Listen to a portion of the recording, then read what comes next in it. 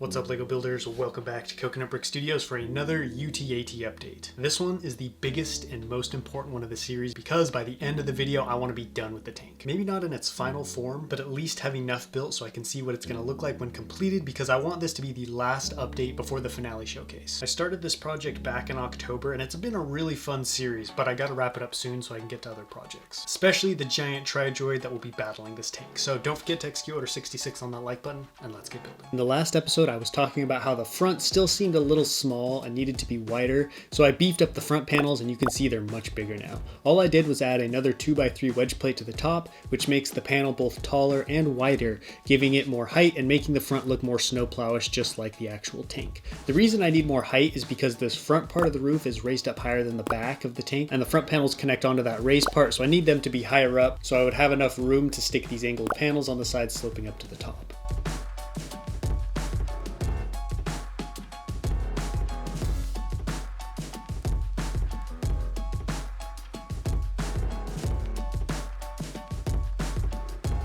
Once I adjusted that, I was going to start on the roof, but I'm still not sure how the cockpit will connect to it and what that will look like or where exactly it's going to sit.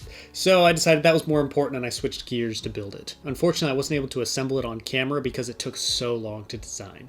At first glance, this may seem like a very easy one to build. At first, it looks really similar to the cockpit of the ATTE, but it was a real tough one to figure out. It would have been easier if it sat level like the ATTE, but the UTAT's cockpit slopes down at an angle, has triangular windows, and basically the whole thing is a mess of angles just like the rest of the tank. Even the great Mangetsu had trouble with this part and had to make his own custom decaled stickers to get the right look. I built the cab to look similar to the ATTE with the entire front part opening up to get inside. It was super tight in there, so I used trans-clear window pieces which are thinner than regular brick, which allow the arms of the driver to basically fit in where the walls of the cockpit would have been. So that's why there isn't a seat behind him. I can only add a minifig where the thin windows are. To get the whole thing to sit at an angle, I have these hinge bricks on a wall of brick, which will sit inside the tank and allow the cockpit to slope down at the desired angle but still be connected to the body.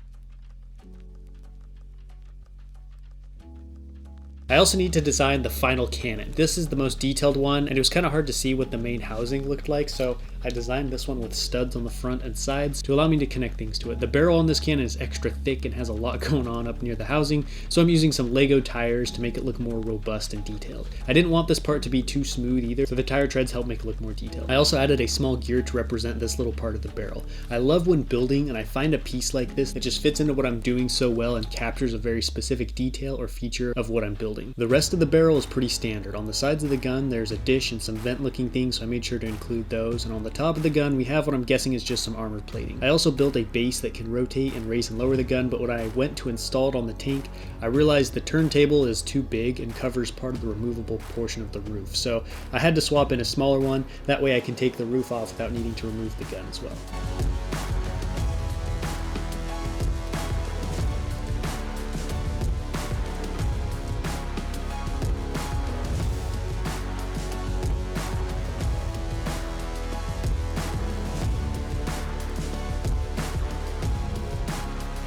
Time for a progress update. The front is looking much bigger, the panels are giving more of the snowplow look I wanted, and it's looking more like a UTAT. I do need to reconfigure the side panels to match the larger front, but that shouldn't be too hard and will make the front look even wider. The cockpit surprised me. I wasn't very happy with how it was coming together, but as soon as I got a prototype built and placed on the tank, it looked really good and felt like it matched with the rest of the build. Sometimes you just gotta trust the process and let the build come together without expecting it to be perfect right away. It is a little plain looking and kind of chunky, but I can always add more greebling pieces to the sides later. The roof looks better with the 2 levels of tile giving it more shape. I really wanted to be able to open the cockpit and fit in a driver, which was tough considering how narrow the cabin is, but I managed to build a clean looking front hatch that opens and fit one clone with some controls, which is perfect for me. I know the UTAT has 2 people in here, but this one is not minifig scale and more reminiscent of a playscale build like the Lego ATTE, which also only fits 1 driver. My favorite feature of the cockpit are these red tiles which cover up the bottoms of the trans clear brick and make them look triangular at the bottom,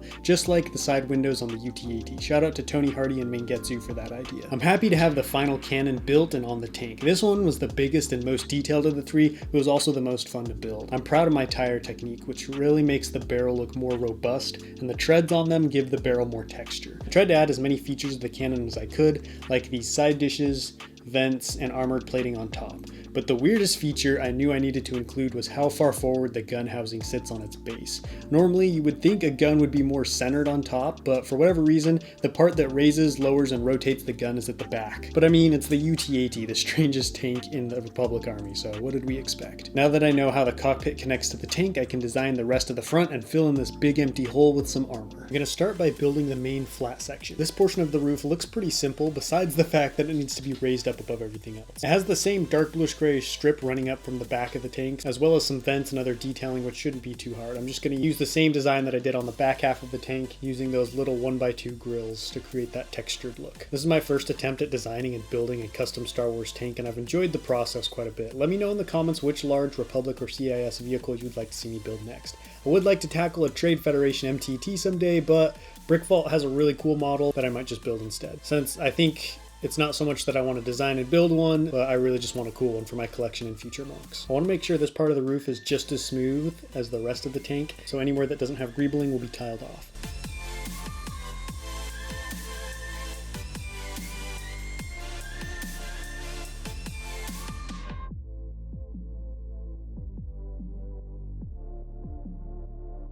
Now I'm going to assemble various panels to cover up the gaps around the main section of the roof. This kind of reminds me of putting a puzzle together, except all I have is the overall shape and I need to build the pieces and fit them together in a way that looks good. I don't have much to say about the paneling process at this point. You've seen how I go about building and placing them, but this is definitely the way to go in making tanks and vehicles. I did the same thing on a much larger scale with my acclimator, and it allowed me to build a massive ship that's still relatively light and pretty easy to put together. The hardest panel to build and place were the small corner ones. The UT-80 panels meet at different angles right here, and it's such a pain to recreate that. The panel I built doesn't really do a great job, but it covers the hole, so I'm going to leave it for now, because sometimes it's easier to modify an existing design than come up with a whole new one. So as long as I have something there that kind of works, that's a start. And maybe as I look at it more, I'll see how it needs to be adjusted. The last things to be built are the rest of the skids or repulsors that go into the tank and allow it to hover. Luckily, I figured out what I want these to look like and how they would connect to the tank in the first episode, so now it's just a matter of building more, which doesn't take too long.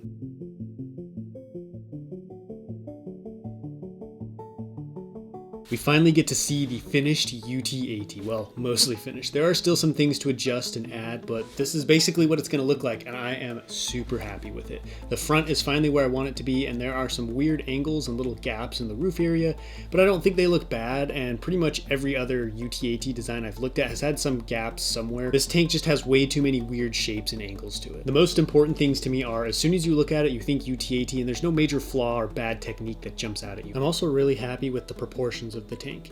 That was one thing that had me a little worried at the beginning of the series, was scale. I didn't know how to split up the frame into the different sections accurately. I'm not a vehicle builder, so I don't often have to build things exactly proportionate to each other. A mountain, building, or bridge can be as big or small as you want it, but this is a pre-existing vehicle with a specific size and proportions, and I didn't want the back half to be too long and have a tiny front or vice versa. And while I think I could have shrunk the back half of the tank a little to make this section longer, I don't think it's a big issue. I also think the front could have been wider, but again, not a big deal. I decided to wait to put the skids on because I still have to do some interior work and redo some paneling, so I'll need to be able to hold the underside of the tank to do that, and I can't when the skids are on, but they're all done and ready to go. There are a couple of issues I need to address. One of the side panels on the front isn't fitting right, and this angled section of the roof is preventing the cannon from moving left or right, so I need to figure out how to scoot the cannon backwards without putting it on the removable section of the roof. And there are the finishing touches to add, like Republic logos, tiling, and more lights in the front. But I'm so happy to have the initial design all done and have the tank so close to its finished form. Now we need to talk timeline and when you'll get to see the finished tank. I am right where I want to be with the tank. I do have some things to do still, but it can all be done pretty quickly and easily before the finale showcase. The main goal with this episode was to get the tank to a point where this would be the final building update. So stay tuned. A couple weeks from now I'll drop the showcase video and give you a good look at the finished tank and its features. I'm also hoping to have a good chunk of the main bridge built on Makito so I can show you how the tank will look on the bridge and in the mock. But I'm really happy and proud of how this vehicle in this series is turning out, and I can't wait to drop the finale video. But that wraps up this update. Don't forget to let me know what you thought about everything down below in the comments, and I'll catch you next time. But until then, happy building.